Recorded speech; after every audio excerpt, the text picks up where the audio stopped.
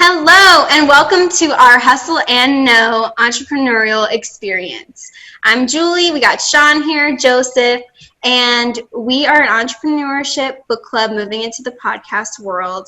And today we're filming our confessional for Your Money or Your Life, 9 Steps to Transforming Your Relationship with Money and Achieving Financial Independence by Vicki Robin and Mr. Money Mustache. And just so you know a little bit about the book, basically, it's what the title says. It's your money or your life. You're basically, anytime you make money, it costs time and energy. And when you spend money, you're basically spending your life energy. So the book basically gets you to reevaluate what's important, what's important in your life and how you're going to spend your money, because that is your life. Anyways, so now let's see if we followed through with what we said we were going to do. Who wants to go first? I'm going to put Joseph on the hot seat. Okay, let me raise my hand. Okay. I'm ready. Okay, Joseph, what'd you say you were going to do, and did you follow through? Yeah. Even though I always wear a suit, I'm a hippie at heart, I think, because I really like the idea that your money is life energy and that you can use it to basically prioritize what's important to you. And that did really stick in my mind. It has stuck in my mind. And when I leave a light on, say, for instance, I'll think like, there's my life energy going away. So that's something that did stick in my mind and that I do practice. Sometimes I have trouble with that when I'm rushing, when I'm like in a huge hurry. Sometimes I'll just like forget stuff or I'll be wasteful. So it really takes being intentional, which is hard to do all the time. Another thing I'll ask myself is like, am I using money to make myself bring joy to my life, or am I actually just doing it to impress others? That's another question I'll ask myself to kind of like scrutinize what I'm buying. But I'm not perfect. It's impossible to be 100% perfect all the time. So I do slip up sometimes.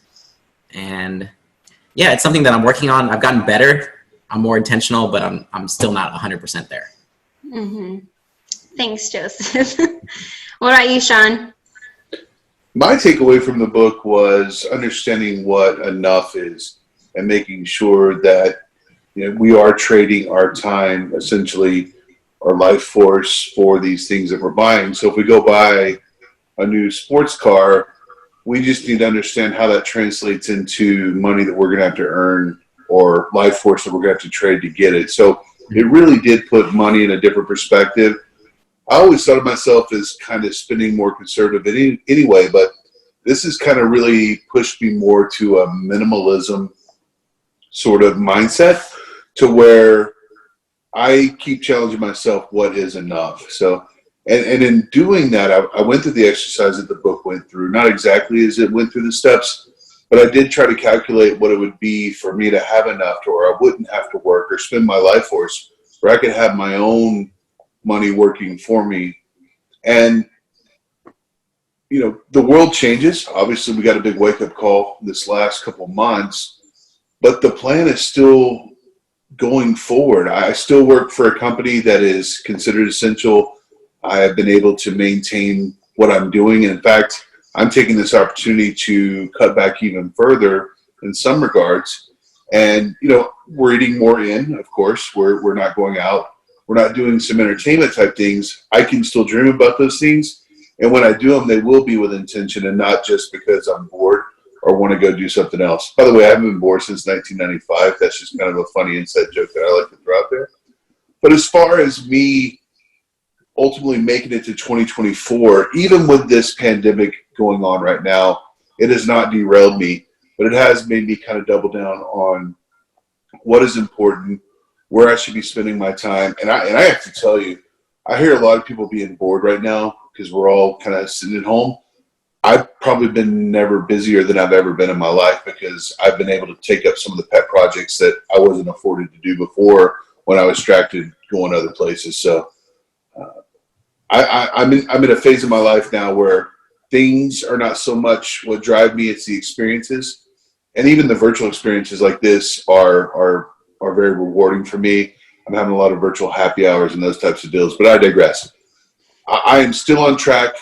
I think this book really did nail down for me what enough was. And for that, it's changed my life. Oh, that's awesome. That's so good to hear. Thanks, Shawn.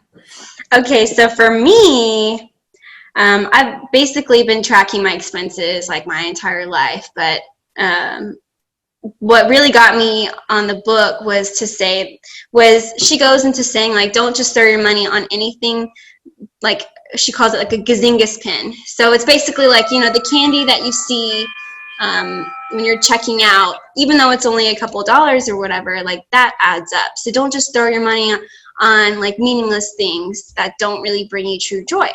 So for me, I had been in the habit of like, oh, I'm worth it, I'm gonna buy it kind of thing. Like, so, well, for me, like, I don't really spend a lot of money like on clothes or anything like that. I mainly spend it on like food, because I love food, fast food, like all kinds of food, candy especially. So like I had gone to the grocery store and bought like 3 boxes of cereal just because, and yes, I am enjoying it fully every time I eat it, but at the same time, it's like I'm learning to step back and not just spending it just because it makes me happy, but also reevaluating and seeing, like, do you really need that? No, like, you already have food at home. Why don't you eat that first? And then when that runs out, you can buy more. So I'm getting better at like selective spending. But regardless, it all makes me happy. I'm going to eat it eventually. So I am doing what I said I was going to do.